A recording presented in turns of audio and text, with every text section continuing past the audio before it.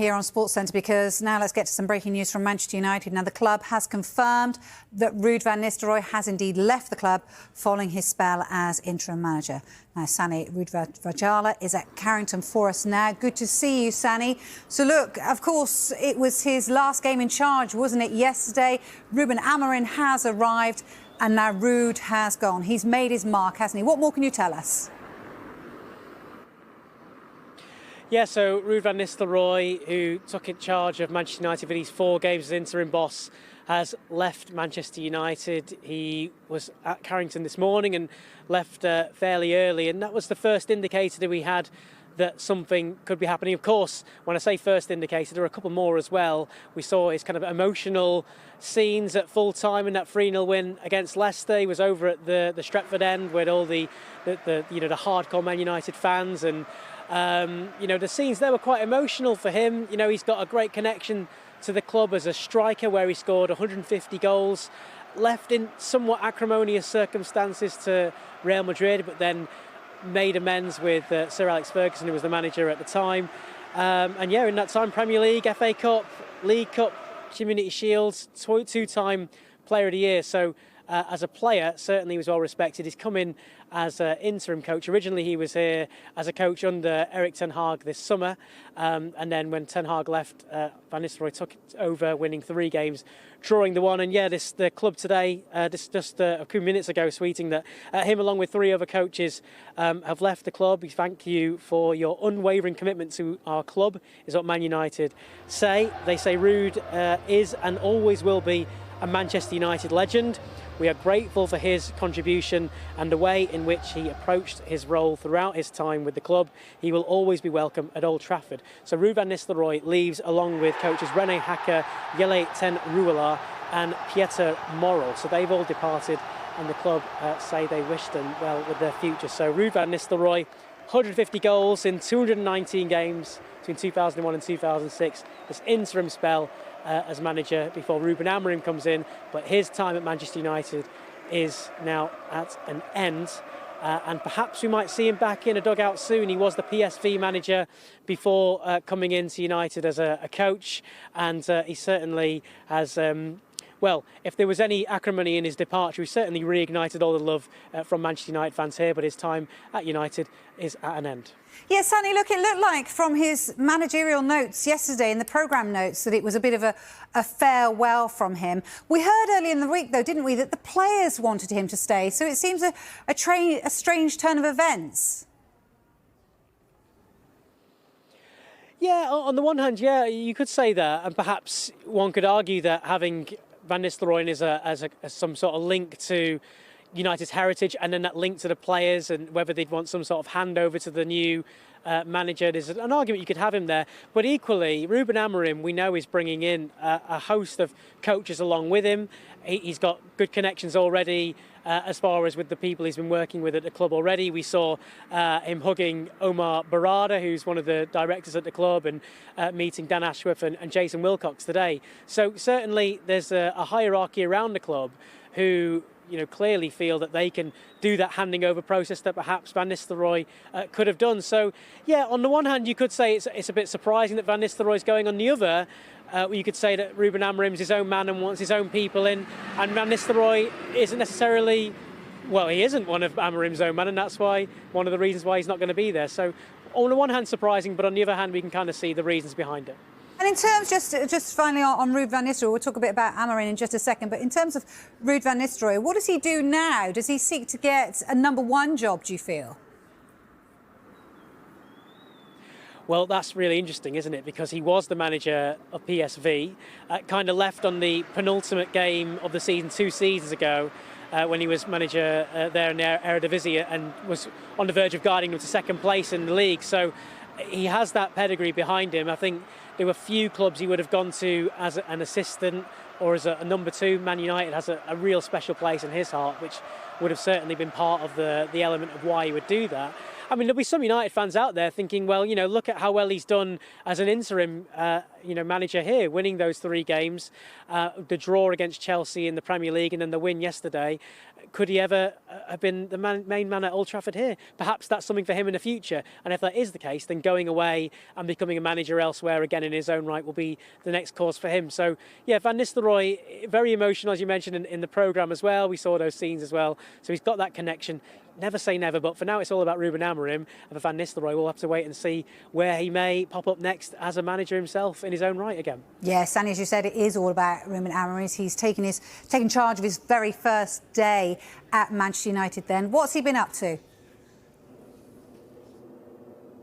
Well, yes, so he has been meeting club officials today. Omar Barada, the sporting director, being one of them, along with Jason Wilcox and the rest of the staff as well there.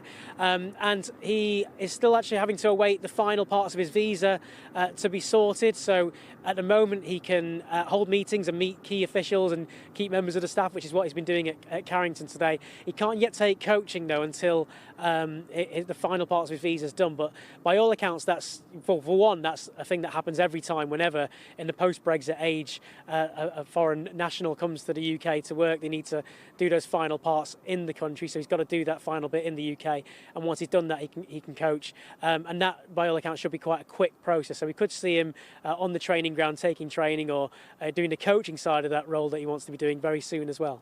OK, Sani, brilliant from you. Thank you very much. A lot of the fans are going to be disappointed. We saw fans there crying, at what looked like Ruud van Nistelrooy's goodbye.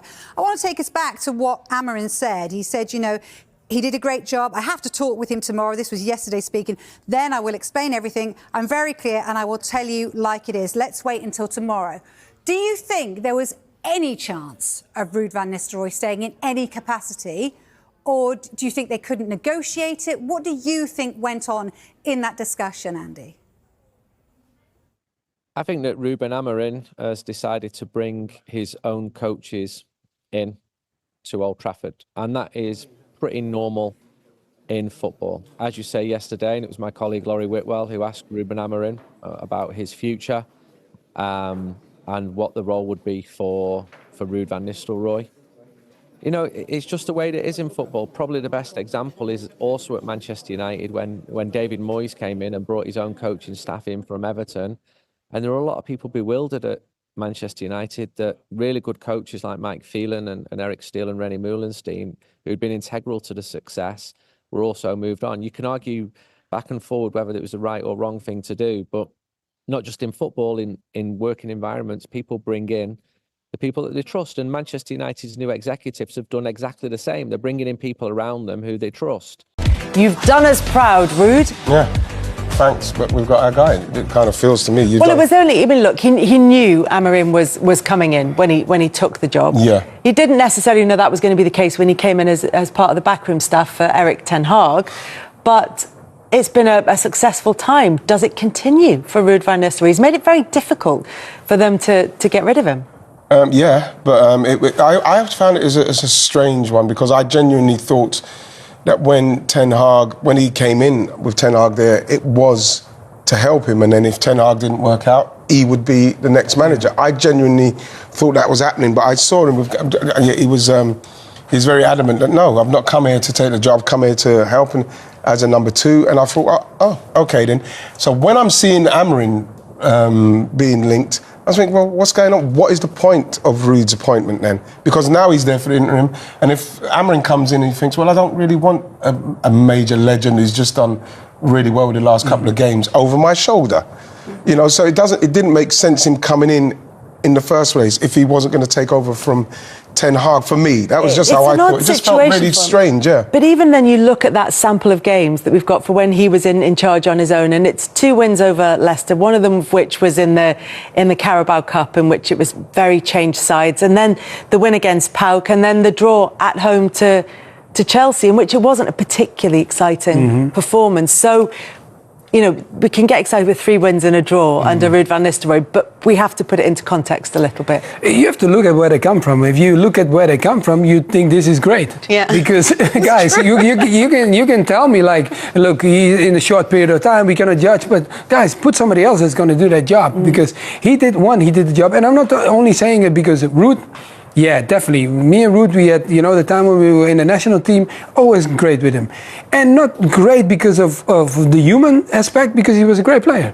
And as a player, it's not easy to do a great job as a coach, yeah? Because sometimes people get it twisted, because being a great player doesn't make you a great coach. And we have seen that a number of times. But I think he did this period, he did really well. Also because he learned from the experience at PSV, comes over here, and I think him coming and taking the job was, I think they wanted to hold on to some culture of the club. And I think that is the reason why he was at the team. Because if not, if the coach goes, you definitely want your second man that knows that much about the club. You want him gone too, but they kept him. So they wanted to hold on to that. Now it's going to come down, it's like Righty said. He has 1 more year left. What are they going to do with him? Because he wants to know too, and the way we just talked about before he come, this looks like a man that he was ready for the job. If the job would have come to him, knowing him that he still wants to be a coach, oh my God, he would have said. Yeah, but he wasn't making the noises that he wanted to be the number one. That's why. But he's not that guy. Yeah, well, he's then, also not that guy. Yeah, but this is why it doesn't make sense, because they've got. But you can't, when you're working for one manager and you know another one is incoming, definitely incoming, you can't really go out in public and say, oh, it's a shame because I want Ten Hag's job, or oh, actually Amorim's coming in, but I would have liked to do it, because then Amorim's not going to keep. He's in a difficult position. The way the situation found itself, that's what everybody's thinking anyway. Yeah. And now it's, you know, why wouldn't Ruud van Nistelrooy want Manchester United job? It's an amazing job. Yeah. He's a legend of the club. You know, he could take them to a place that, if anyone at Man United, if you come in and you make it happen, you are going to the stars. Why wouldn't you want this job? But that's why it's a really interesting decision now for the ownership group, because they've got someone in there who, you know, as you said, Mario, has got the connection with the club. He brings with it that tradition. And this is an ownership group that's, you know, got rid of a lot of people at the club who have got long-standing connections at every level, and so they don't have too many people they can fall back on who have that connection.